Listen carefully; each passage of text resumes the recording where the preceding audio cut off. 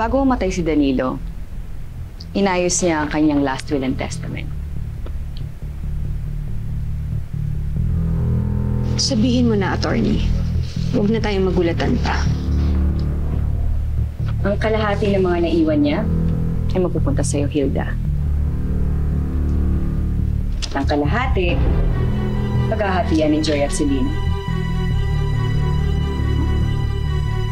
Bastarda yan, ha? May mamanahin siya? Sa kanya ay pinangalan ng bahay na ito.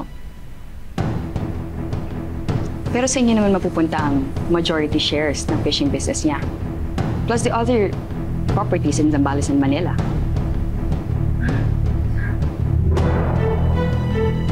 Ito, kahit walang niya ka talaga.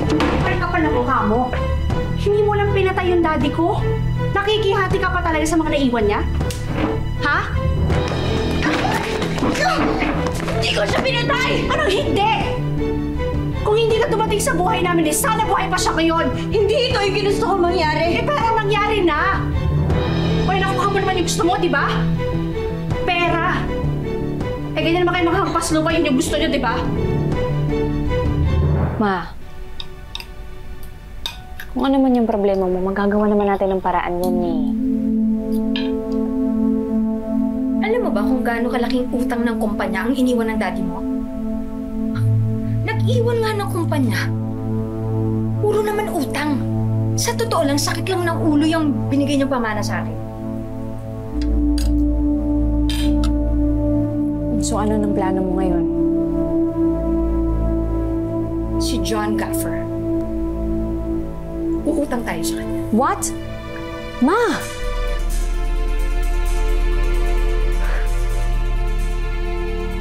Hindi ba leader ng sindikato yung si John? Ay, baka may makarinig sa'yo. It doesn't matter kung illegal ang mga negosyo niya.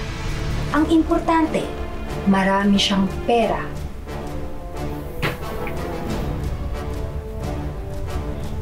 John, you're here.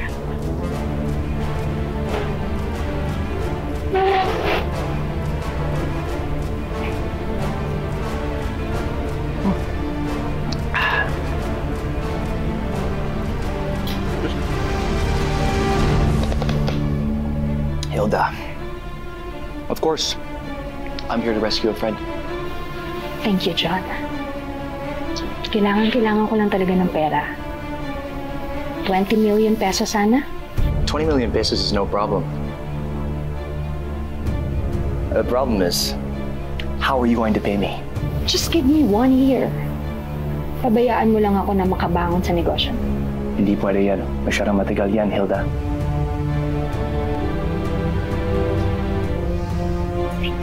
What if... Eto. Bastos ka! It's okay. Relax kayo. Okay lang.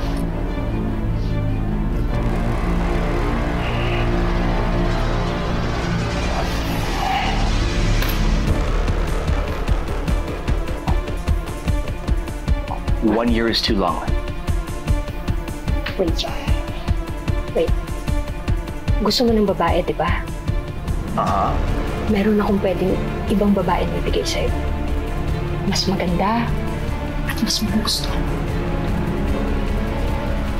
Open it up. Hello? Very good job.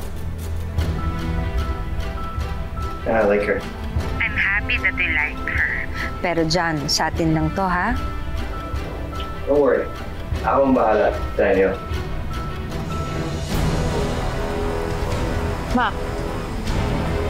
na-deposit na daw yung pera. Let's hear, na-deposit na. That's good.